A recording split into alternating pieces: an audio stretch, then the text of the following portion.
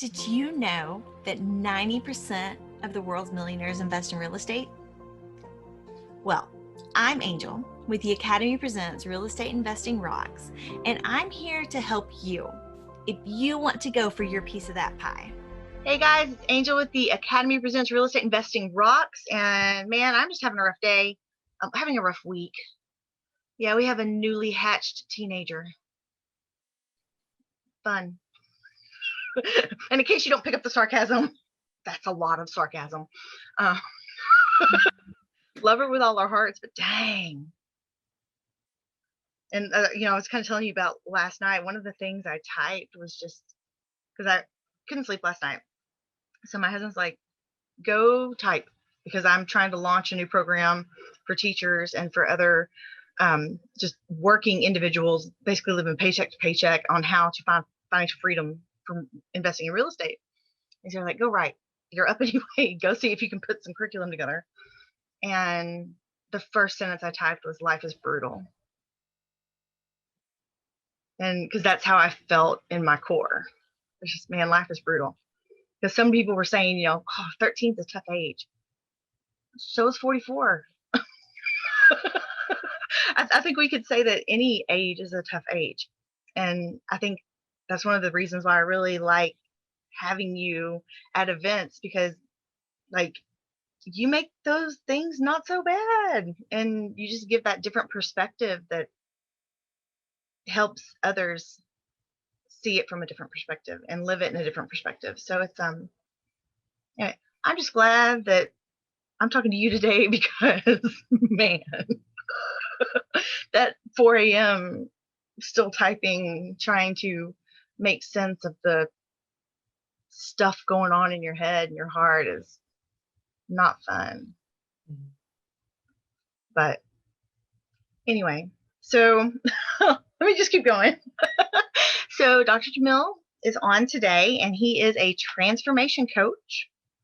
And one of the cool things about the last summit was that he truly made an impact on some people who are pretty important to me. And so it's really cool to see that impact like firsthand. And so at first I was kind of bummed, because Zoom acted up like crazy and people couldn't get on, and it was just like, man, right?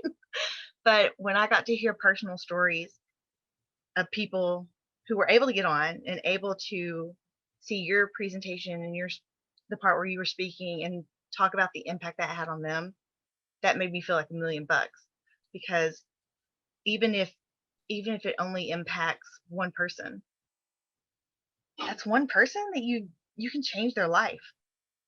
And that's a big deal.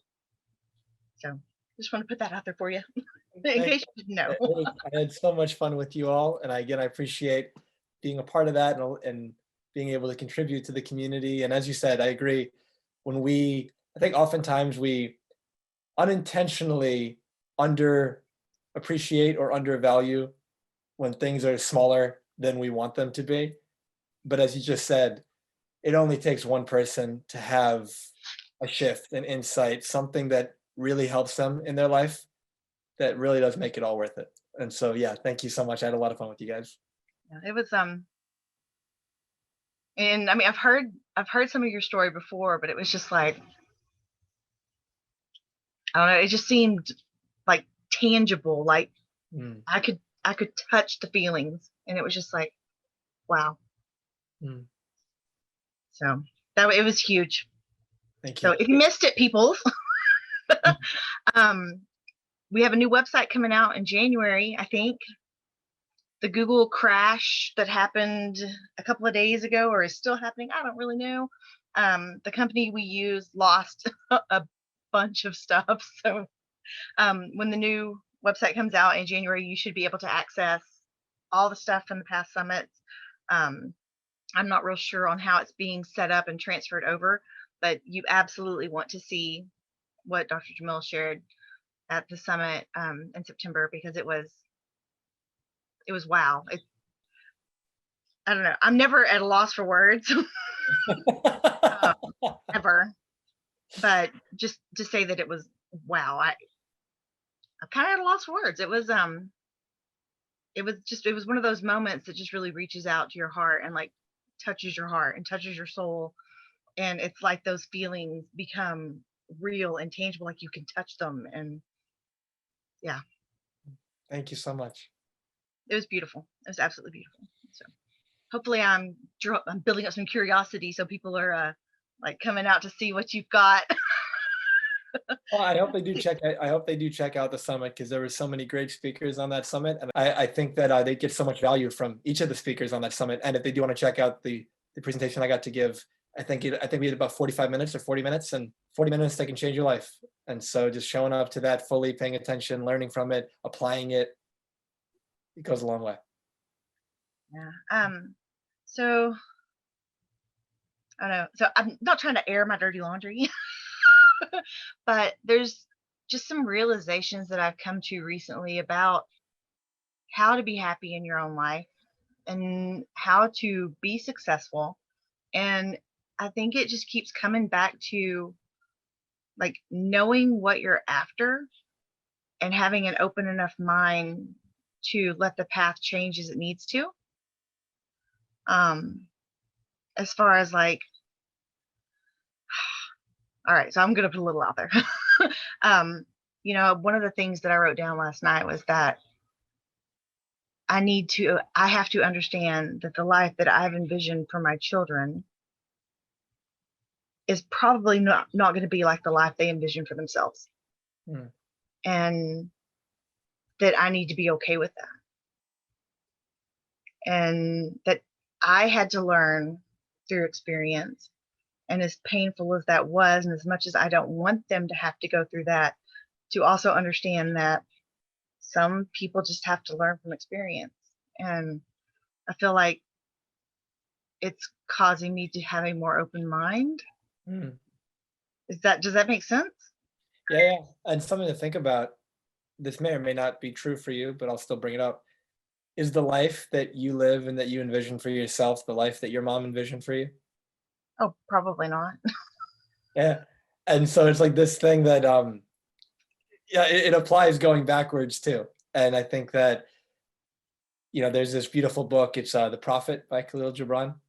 And he talks about this idea that our children are not our property. Like we don't own them. They're on lease to us, depending on what the belief of the individual is. They're on lease to us by God or by the universe or by whatever. But this idea that they come through you and you take care of them and you teach them and you do your best with them, but they are their own, human beings. And obviously, if they're children and they're younger, they don't have the same perspective that you do. And you mentioned earlier, 13 is hard, 44 is hard. Every age can be hard. And at the same time, different chapters of our life, different seasons of our life, we're at a different place. And so the problems and challenges that you might be experiencing when you're 12 or 13 or 8 or 20 are different than the challenges you'll experience when you're 30 and 40 and 50 and 60. Different place of life, different life circumstances, different things going on. And so I think it's that judgment of it's not supposed to be the way that it is right now is what creates the suffering versus allowing it to be as it is now because it is that way, but then doing our best from this moment. Like, I made a post the other day where a friend of mine messaged me about happiness. And he just sent me a text message and it was nice. It was well meaning. And he just said, happiness is having someone to love, having something to do, having something to give, and having something to look forward to. And when I read that, I was like, I liked it. It was nice, but it didn't resonate as true for me. And the reason was in my mind, happiness is never outside of you. It's an emotion, and emotions are only within you. They come from you, they never come from outside. Money doesn't make you happy, people don't make you happy, experiences don't make you happy because they're not able to do that. If we were to say, this guy in my life makes me happy, if that was true, then everybody would feel that same way. Everybody would feel that guy makes them happy. If we say, I'm really happy because I have all this money, are there billionaires that are miserable? Yeah. So it can't be the money. It's us in relation to it. So from that logic, when I responded to him, I said, I love what you sent me. Thank you so much. Is it all right if I share a different perspective? And he's like, yeah. And I said, happiness, the keys to happiness is knowing yourself, being yourself, and then loving what is. And what I mean by that is when you know yourself and you be yourself, you have self-awareness. And then by being yourself, you're being authentic. You're being you, however that shows up for you. You're living the life that you believe you should be living on your terms. And then when it comes to loving what is, it doesn't mean, oh, life is really hard for all these reasons and I love it and it's like fake. It means, whatever is happening right now is happening. And being in my mind in resistance to it and fighting it is only creating hardship and struggle. It's kind of like the ocean of life is the currents are going left and you're swimming against the current and you're getting smacked in the face with the water. And you're like, I don't get why this is so hard. And it's because you're going against the grain, you're going against the current. But if we were to say love what is, meaning accept it as it is, and then from that place, you can do something about it. From that place, you can make new decisions. From that place, you can choose differently. That makes it so you can find some degree of peace, some degree of happiness in this moment. And then from that place, you act. From that place, you love. From that place, you build, you give. But when we're giving to be happy, when we're working to be happy, when we're doing all these things so that we can get it later, you're putting the happiness off into the future, and the future doesn't exist because there only is this moment. There only is here and now. You can only ever feel that happiness now. And so when we say, I'll be happy when, it never happens. And then when that event does happen, like you get the money, you get the promotion, you get the whatever, there might be momentary pleasure. You might be proud of yourself because you succeeded at the goal, but it's usually pretty short-lived. And then you set a new goal and then you're not happy anymore. And then you say, I'll be happy when I get that. And it's like this rat race, this hamster wheel that we all go on. But when you break that by knowing who you are, being who you are, loving and accepting life as it is right now, and then choosing to do something about it based on where you want to be. That to me is kind of that simple recipe that creates happiness. Wow. Yeah, and I was another realization I had last night is that I wind up disappointing myself because I'm like, tomorrow I'll do better. I don't have very healthy coping mechanisms, and sometimes I will, well, not even sometimes, a lot of the times I'll just go grab a drink, and not the healthiest thing to do, and I know that, and I'm like, I'll do better tomorrow. But tomorrow is never better because I haven't learned new coping mechanisms. And so it's like just this cycle of, I said I was going to do better, I didn't do better, I wasn't enough, I didn't do enough. And so it's like all this just cycle of disappointment, and why can't I just set the goals why can't I reach the goals I set myself? Why can't I just do better tomorrow? And I think it comes down to like what you're saying there is maybe I shouldn't focus on do better tomorrow, but focus on do better right now. Yeah. So to that point, so I think you're spot on. And to that point, something I frequently say to people, whether it be clients or friends of mine or someone who I'm texting or whatever the case may be, we'll finish the kind of interaction and I'll say, create a meaningful day. Or I might say, create a meaningful week. And I've had people say, how do I do that? Now, I want you to think about this. If I were to tell you, create a meaningful life, that sounds nice. How do I create a meaningful life? I create a meaningful life by creating a meaningful day. And I create a meaningful day by making a meaningful decision right now. And meaningful meaning it's important to you to get you closer to where you want to be. Meaningful might be spending time with your kids or spending time with your husband or your wife, depending on who I'm speaking to. Or meaningful might be, starting a new business, or meaningful might be getting out of a business. But whatever the case may be, if you make a meaningful decision in this moment, and then you do that moment by moment by moment, you create a meaningful day. So when your head hits the pillow at night, you feel really content with it. You feel fulfilled. You feel like today mattered. You feel like you did some good stuff. Well, you do that enough days in a row and you create a meaningful life. When we talk about goals, I think a lot of people use goals as a shaming mechanism. They use goals as a way to beat themselves up because they set a big goal. And then if they don't hit it, they get down on themselves and they feel bad and they go down this like negative spiral because I'm not good enough, I should have gotten it already, what's wrong with me, all these kind of questions that they ask, and those aren't useful. Everyone's got, the freedom to believe and experience whatever they want. So if you want to do that, you can. And when we decide in the moment, shaming myself is not helping me at all. It's bringing me down. It's taking away my peace. It's robbing me of the joy that I could be experiencing. How about instead of just having an outcome goal, what if having a process goal as well? Meaning an outcome goal might be the big goal. This is where I want to be in next year. But your process goal, what are the steps I need to take today to move me closer to that goal? Because most people will focus on what's the same. Oh, I don't have the goal yet. But when you focus on what's different, then you notice what's different. So all of a sudden it's like, all right, I don't have the goal yet, but I'm actually a lot closer than I was when I set the goal. There are a lot of things in my life that are different today than they were when I set that goal because I've been making certain choices and decisions. So you're further along the process. That's something that we could celebrate. But if we treat it like all or nothing thinking, I'm there or I'm not there yet, then it's kind of black and white. It's good and bad. But the reality is there's that gray area. And so when we have that self-compassion and empathy for ourselves and say, you know what, I'm doing what I can. My best is different day to day. As you said, sometimes we have more challenging days than others. And we can do what we can. And sometimes our best is a 5 out of 10. That is our 10 that day, a 5. And some days we're rocking it and we're cranking out an 11. But we can't expect ourselves to have that same performance day by day by day by day, because it's just not realistic. It's not how life works.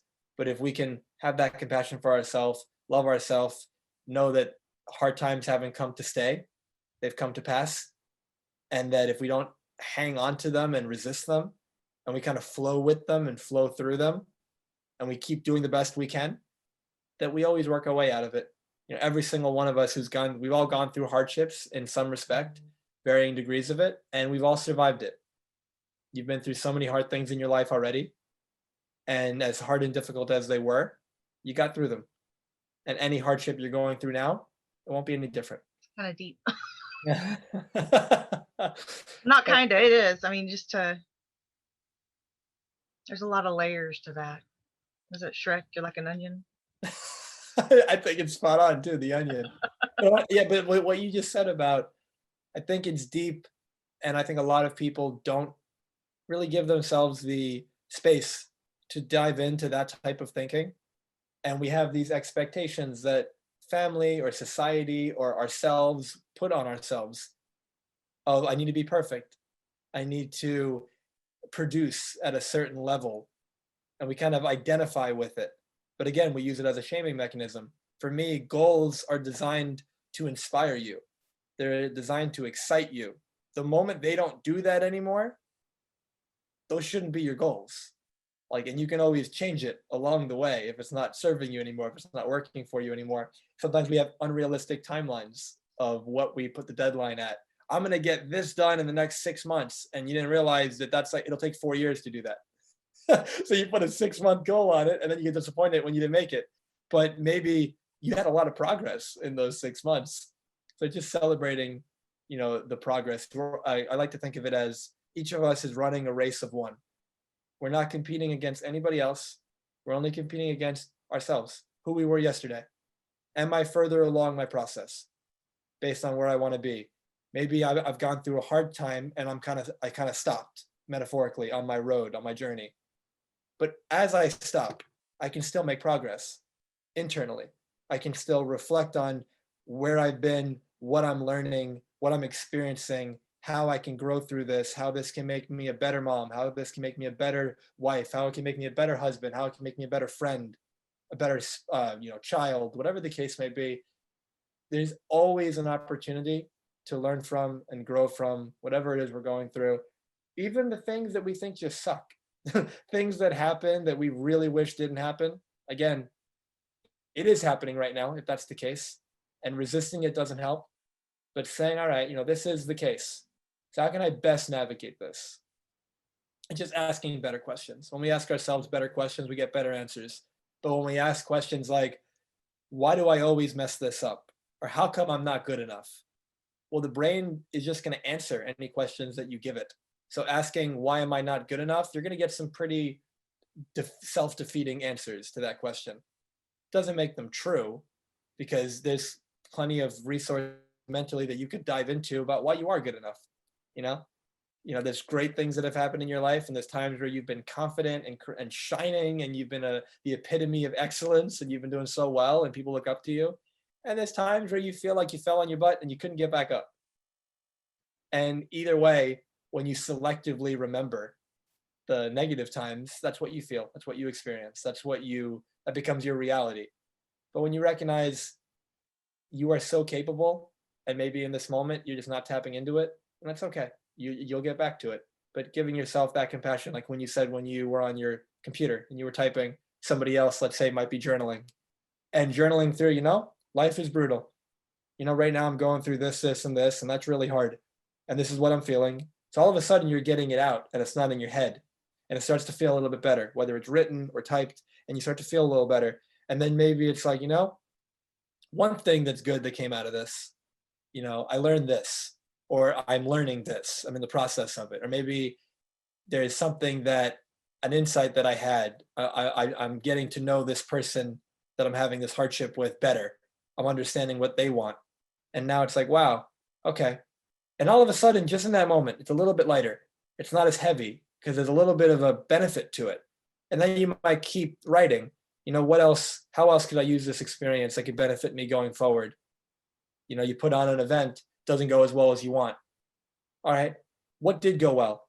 And what could I learn from this event to do better next time? And all of a sudden, the event was like a learning experience. There was benefit for the people who got it. And for the people that didn't attend, what can I do to help them attend next time? Like, there's always something that we can use. And so I just hope that everyone who's listening just feels that when you're going through a hard time, that's okay. Like, allow yourself to be there, because we're all human. We go through that. And when we have these expectations by society that we always need to be positive, we always need to be going through this, like kind of putting this front up that everything's great and that there's nothing wrong and life is going like swimmingly, if you want to use that word. And, there's that expression, don't compare other people's front and center or whatever it's called with your behind the scenes. You see people on social media and they put content out there, and you might think that their life is a certain way, and then you might compare your struggles and hardships to their life. But most people aren't sharing the hard stuff. We're all human. We all go through hardship. And if anything, I find that the more authentic we can be with other people, the more we express the truth and the hardship, as well, though, as the lessons and how we're benefiting from it in some respect, people love that, because we become so relatable, and they go, wow, so you go through that too, huh? You have hard times too? I'm not alone. People think that we're all alone because we all live on these like metaphorical islands of one. And we look at everybody else's island, and from far away, it looks like everything's just amazing. And we look like at our island and we see our problems. But none of us are alone. We're all together. It's only the illusion of separation. And so this illusion of being alone creates feelings of being alone. And then now that can lead to stress and depression and sadness and all these kind of things. But again, emotions are always temporary. And so, you're feeling sad. It's okay. Feel sad. Move through it, meaning like fully experience it, and it will pass. It's when we resist the sadness. It's when we have judgment about the emotion. Somebody who's angry is not the problem. It's somebody who's angry and then judges themselves that they shouldn't feel angry. So now they're angry about their judgment about their anger. And now at that point, it becomes a problem, because if you're angry and you allow yourself to be angry, at some point, it could be 30 seconds, it could be an hour, you won't be angry anymore, because it's like you fully release it. It starts coming up in you and piling up, and you let it out, whether it's a punching bag or it's writing or going for a walk, but you kind of release the steam, and eventually you don't have anything left to release. So you're not angry anymore. You feel a lot more calm. You feel better. But when you're angry and then you carry with it the judgment that I shouldn't be feeling this way, then the moment passes. You don't really release the anger because you don't allow yourself to, because you say, I'm not supposed to feel this way. And then a week goes by and you still have the grudge, and you still have I almost said the janger, like the judging, Judge and the anger. yeah, you still have this, and you carry it with you your whole life, and a lot of people do that. And so, if I could share anything, it would just be not judging yourself for feeling what you're feeling. You feel what you feel for a reason, so just allow it to pass, being and knowing that it's not going to last forever, that there will be joy ahead, and these things that we all want to experience, like, it's coming. But then making the best decisions now that would lead us toward that.